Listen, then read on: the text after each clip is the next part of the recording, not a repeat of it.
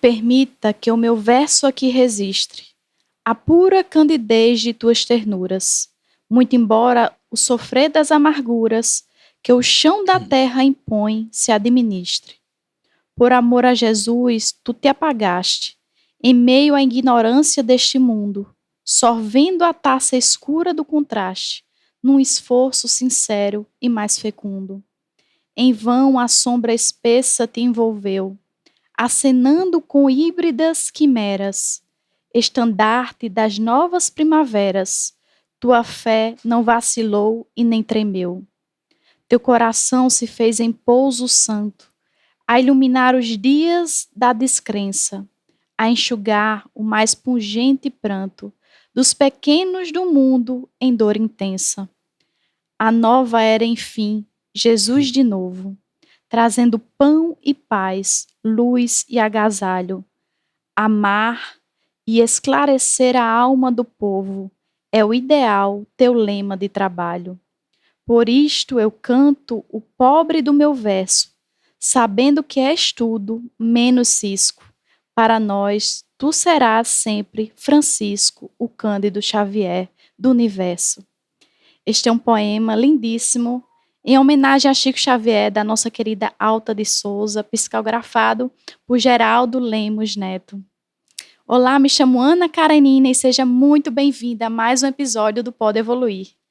Estamos aqui hoje com um convidado super especial, que é o César Reis. Ele é palestrante espírita desde a infância, carioca, já foi presidente do Lar Fabiano de Cristo, já foi presidente também do Instituto de Cultura Espírita do Brasil e é membro do Conselho Superior da Federação Espírita Brasileira. Então seja muito bem-vindo, César. Estamos, assim, imensamente gratos pela sua presença aqui. Eu é que estou, minha amiga, muito feliz por essa oportunidade. Né? É uma bênção que a gente recebe na vida quando tem a chance de ter um encontro como esse, em que nós vamos refletir juntos sobre coisas do bem. Eu acho que o mundo precisa muito do bem.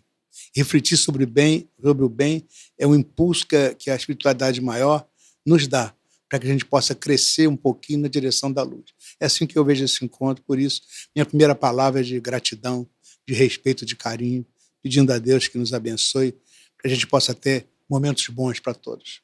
Ah, maravilha. E esse episódio ele vai ser ainda mais especial, porque o César Reis vai estar aqui conosco falando sobre um grande expoente do espiritismo, um grande ser humano, que é Chico Xavier. Chico Xavier, uma inspiração para todos nós. E eu já gostaria de iniciar perguntando para o César, principalmente para aqueles que ainda não conhecem muito bem o Chico Xavier, quem foi Chico Xavier? Chico Xavier talvez tenha sido a maior expressão do amor que passou na Terra nos tempos mais recentes. Era uma criatura que ele respirava amor. O sorriso dele era um sorriso de amor. O olhar dele era cheio de amorosidade. Os gestos eram de ternura.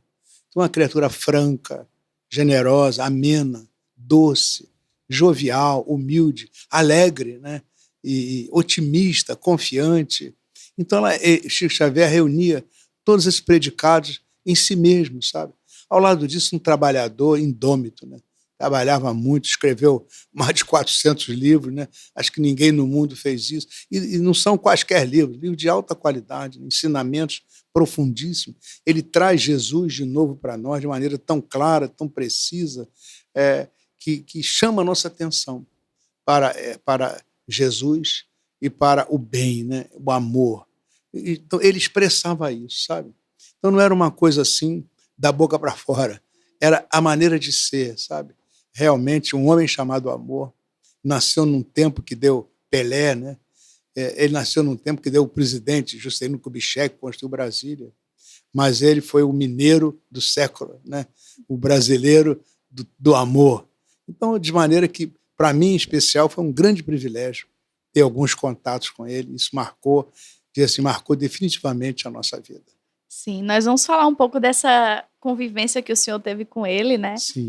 E nós trouxemos ele, além de todo o carinho que nós temos por ele, dele ser esse exemplo, mas ele também teve uma grande importância, né, para o espiritismo, para a divulgação do espiritismo.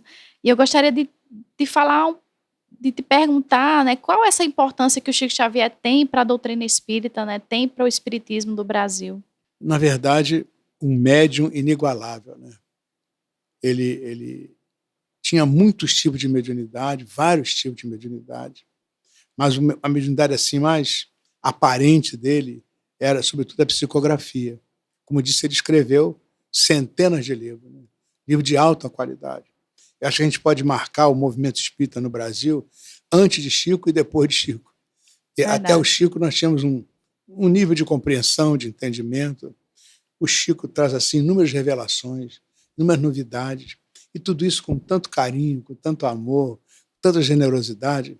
Aquelas novidades que ele trazia, aquilo foi entrando na mente da gente, dominando o coração da gente e nos levando a compreender a vida, não só atual, como a futura, de uma maneira muito melhor.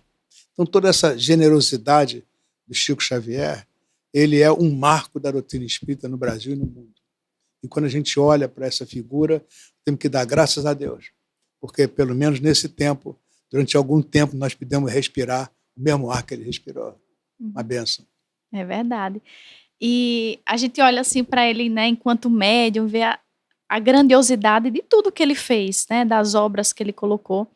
Muitas pessoas não sabem, né, quem foi o menino Chico, né, como foi a vivência dele, como foi a vida dele.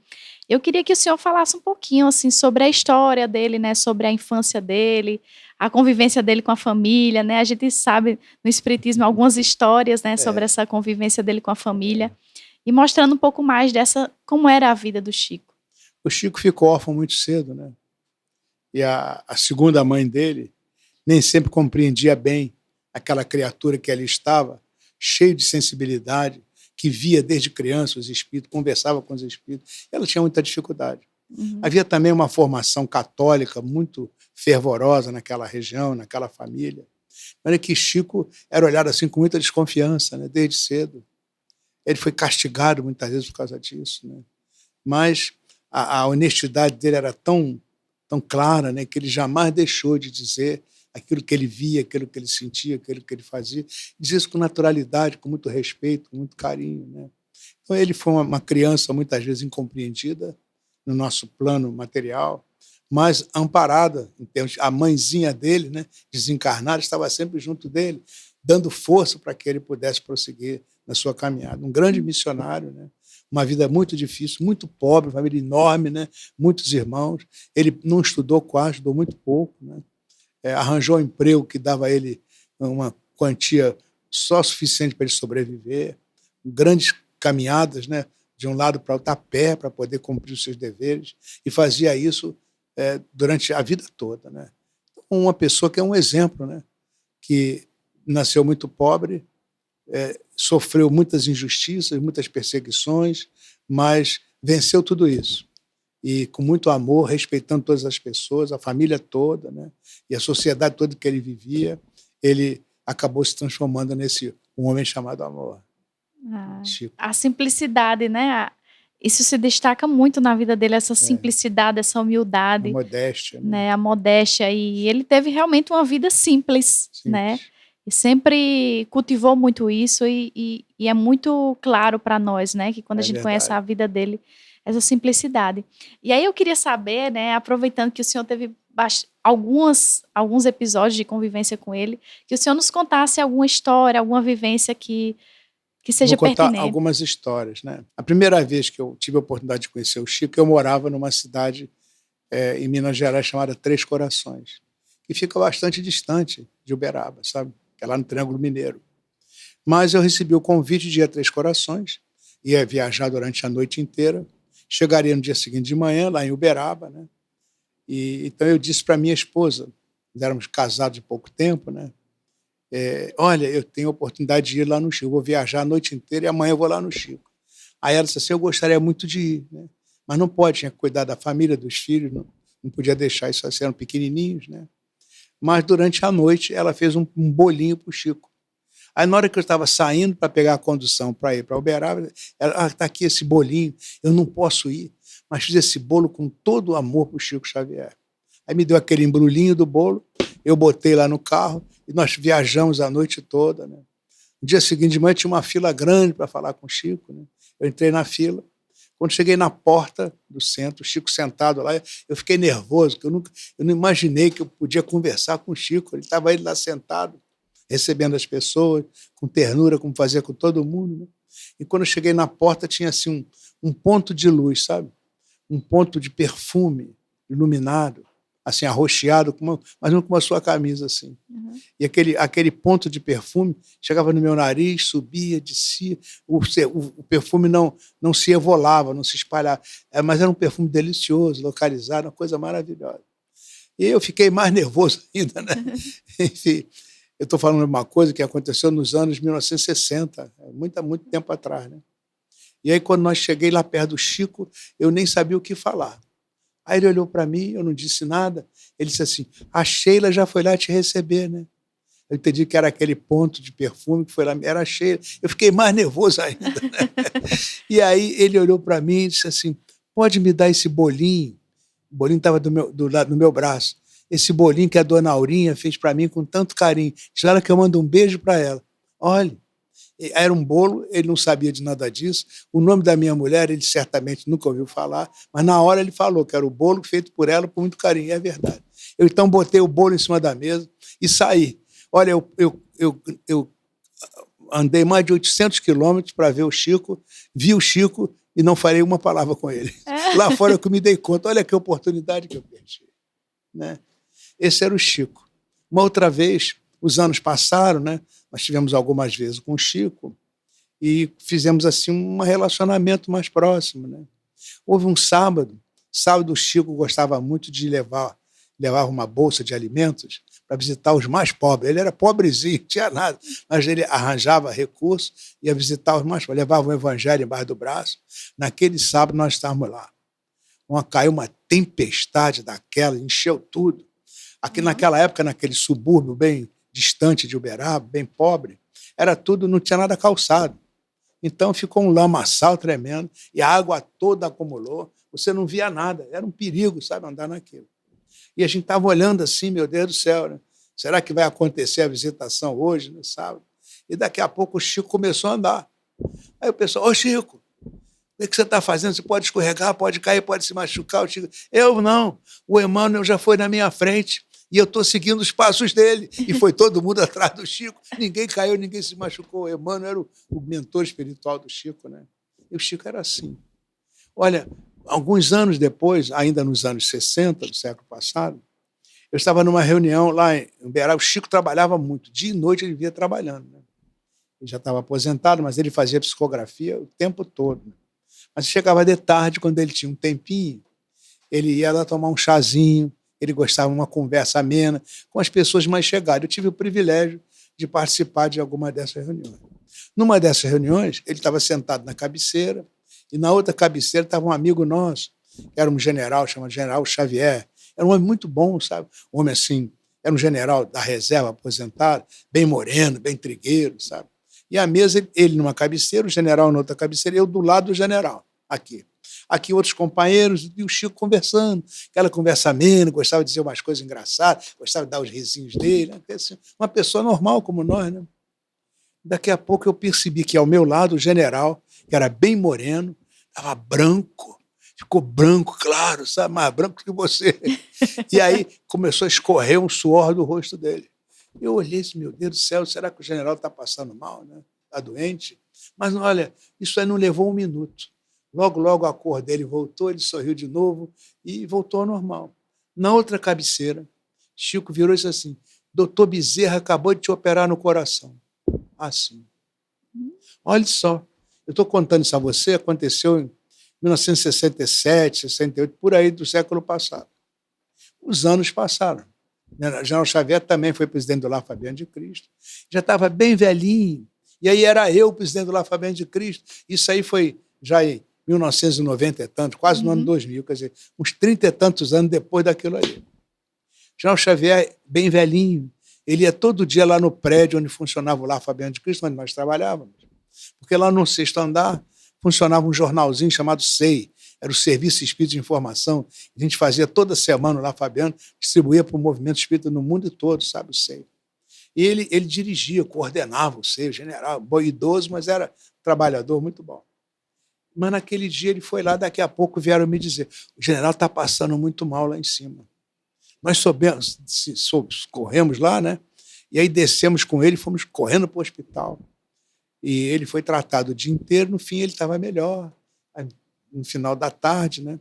Aí sentamos com o médico com umas chapas, né, que tinha tirado dele, disse assim: pois é, você devia ter nos falado há mais tempo que você tinha sido operado no coração. Nós tínhamos tratado de você de maneira diferente. Olha aqui. Aí ele mostrou a chapa do coração, e você via aqui a marca da cirurgia que foi feita. Ele e eu sabíamos aquela história, né, que aconteceu há 30 anos atrás, a cirurgia no coração do Dr. Bezerra com o Chico Xavier ali. Era um homem assim. Via essas coisas, sentia essas coisas. É difícil de escrever, sabe? O Chico, ele dizia assim: você sabe, eu nunca posso, mas quando eu consigo um tempinho, eu vou ao cinema. E lá tinha um poeirinha, aquele poeirinha de bairro, sabe? Passava aquele cinema de bang bang antigamente, né? Era isso que passava.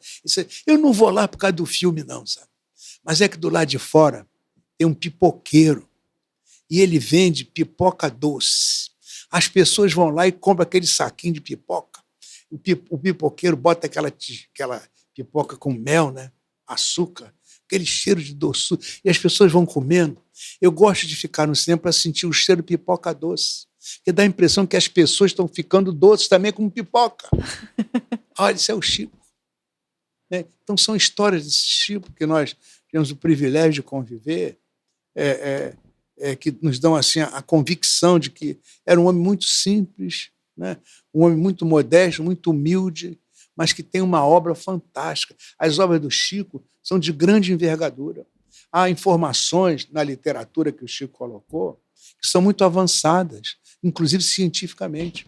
Muitas delas estão sendo corroboradas agora, 30, 40 anos depois do que ele disse ali, naqueles, aparentemente são romances, né, do André Luiz, do Emmanuel, mas aparentemente são romances, na verdade são oportunidades de passar um conhecimento que não existia até então. Sabe?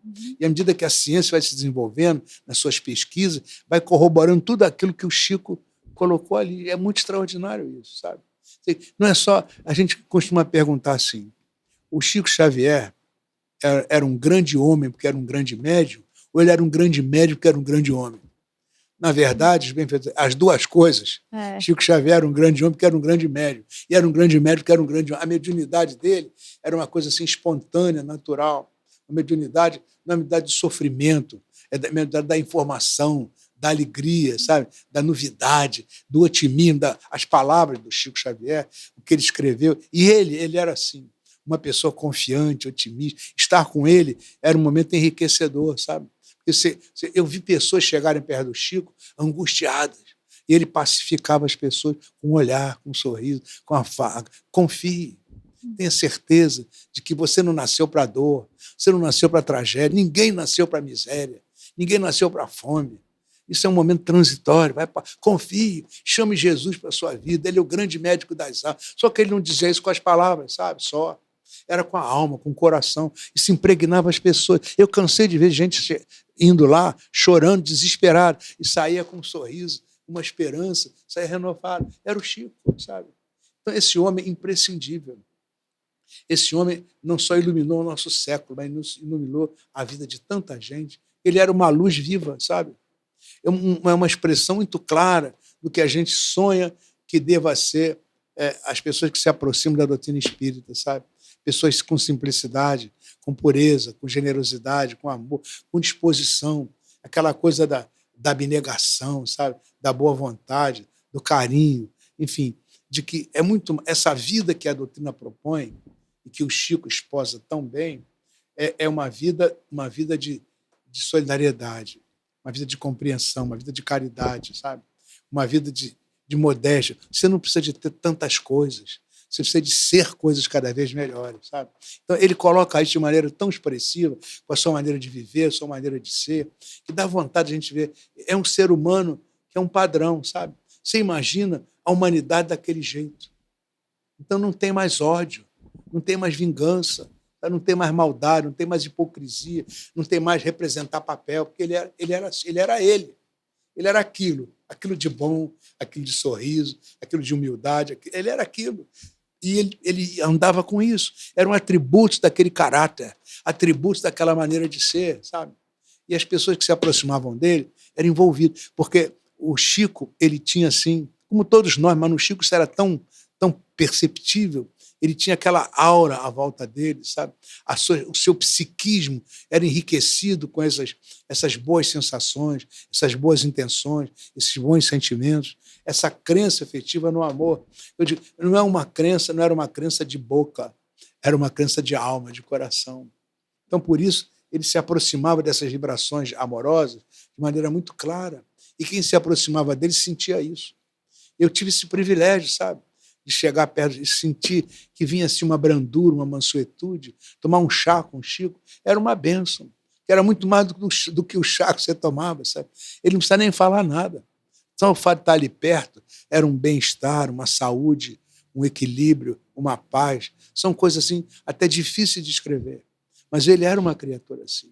Olha, eu conheci muita gente na vida, sabe? Mas, igual o Chico, do jeito que ele era, ninguém. Conheci algumas pessoas muito boas e de muito nome, sabe? Mas, igual o Chico, é muito difícil. Porque muito além dos livros maravilhosos que ele escreveu, das mensagens incríveis que ele trouxe, olha, as mães escreviam para o Chico e recebiam resposta dos filhos. Ele se empenhava. E você não imagina como ele sofria quando não vinha a resposta. Porque ele dizia assim, o telefone toca de lá para cá. Não sou eu que ligo o telefone. Então vinham os pedidos. E ele se empenhava, solicitando, mas às vezes não vinha, porque não dependia dele. Ele chorava quando não era capaz de atender as pessoas. Meu Deus, como eu sou pequeno, eu queria ser um pouco maior para poder merecer o pedido, atendimento do pedido, para ajudar essa mãezinha tão sofrida. E as cartas que ele recebia. O Chico foi a tal ponto que houve um julgamento em Goiás em que as mensagens do Chico serviram para fazer com que o acusado fosse inocentado.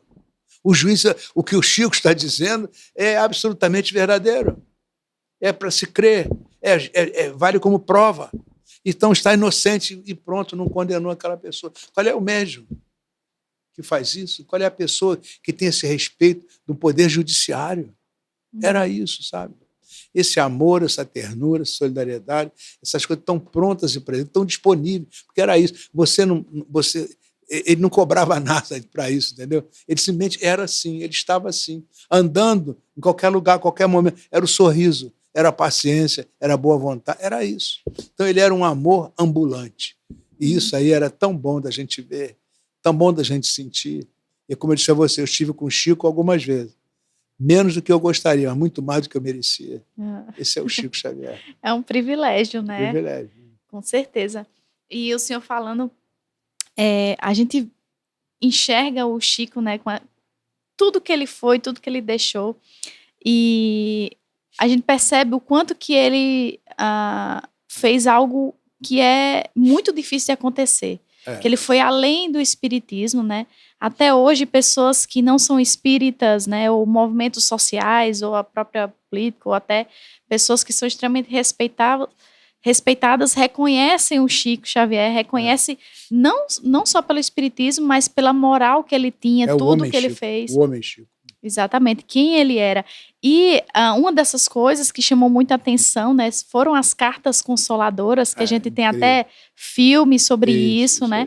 E muitas pessoas que não conhecem o espiritismo, quando a gente fala que é espírita, perguntam daquele homem, né, que escrevia as cartas, né? Então ele se torna até uma referência, não só para nós espíritas, mas também para outras pessoas. É verdade. E eu queria perguntar para o senhor sobre esse trabalho que ele fazia, né, das cartas consoladoras, né, explicar um pouquinho para os nossos telespectadores o que era esse trabalho das cartas consoladoras, né, e o que acontecia, por que as pessoas o buscavam, ia lá para Uberaba, lá no interior de Minas Gerais, para o buscar e ter essas cartas. Isso começou de maneira dele, começou com ele, né? Ele começou a receber mensagens de entidades encarnadas se referindo à mãe, ao pai, né? E isso acabava chegando nas pessoas. E as pessoas ficavam muito impressionadas com essas mensagens que chegavam. E aí isso foi se espalhando. E então virou um movimento ao contrário. As pessoas começaram a pedir se isso era possível. E aí ele se colocava à disposição, ele estava à disposição sempre, né?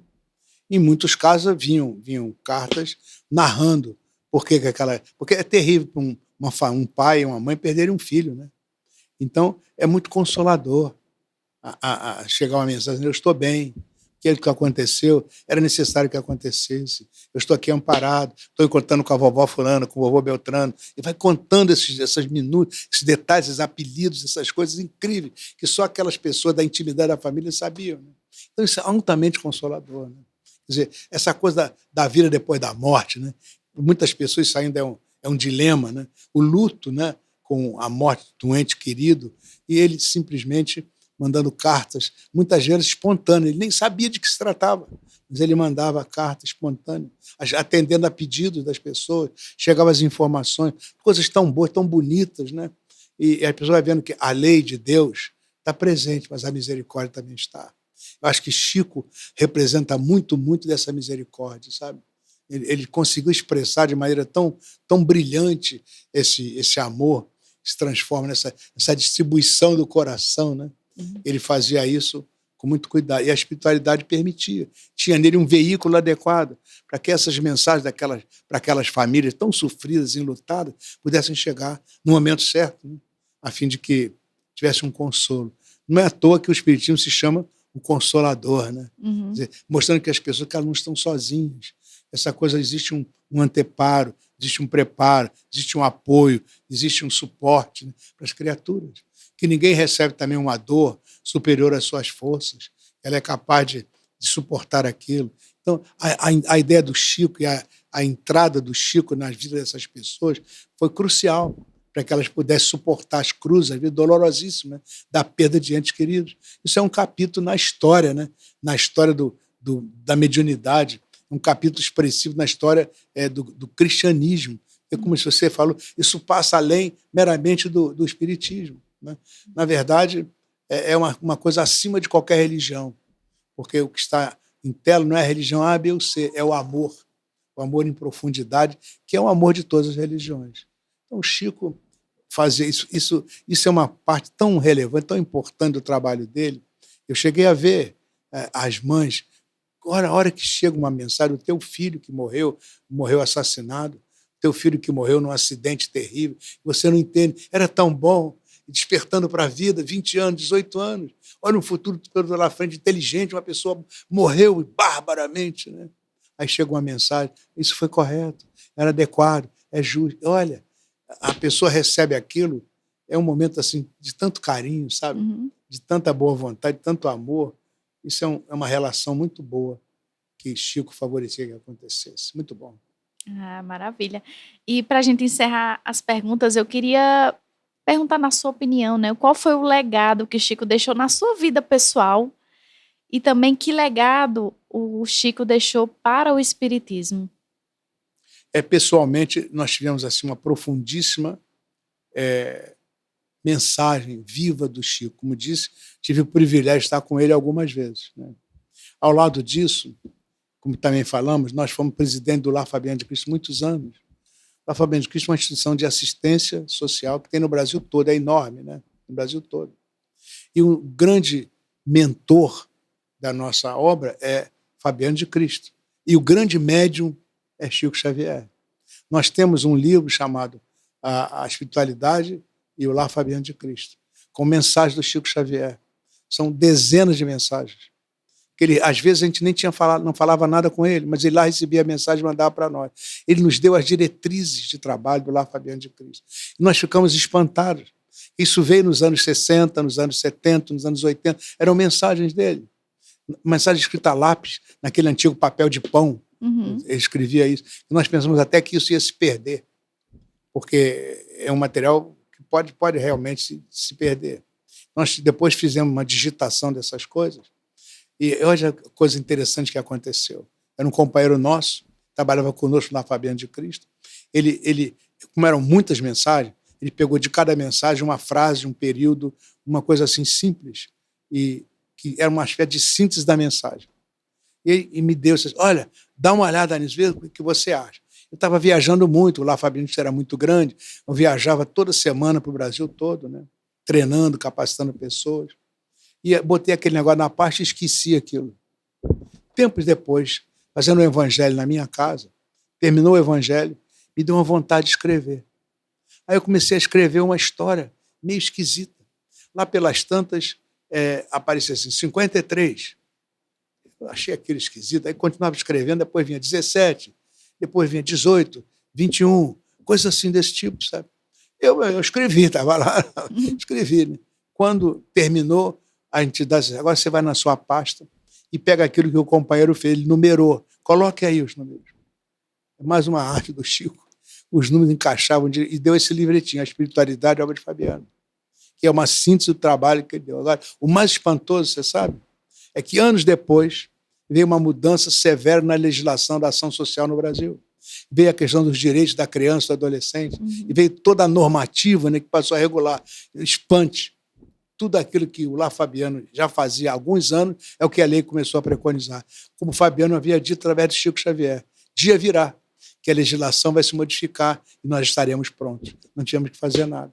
Por causa do Chico Xavier, o Lar Fabiano de Cristo foi considerado uma unidade prioritária no Brasil, considerado uma unidade de educação básica da Unesco, e nós viajamos pelo mundo, levando a mensagem que Chico recebeu para que educadores no mundo inteiro pudessem se conscientizar do que é verdadeiramente um processo de educação que tira as pessoas da miséria mais densa e coloca as pobres, mas vivendo com dignidade. É a proposta de Fabiano que Chico Xavier... Por isso você vê a importância desse homem na minha vida.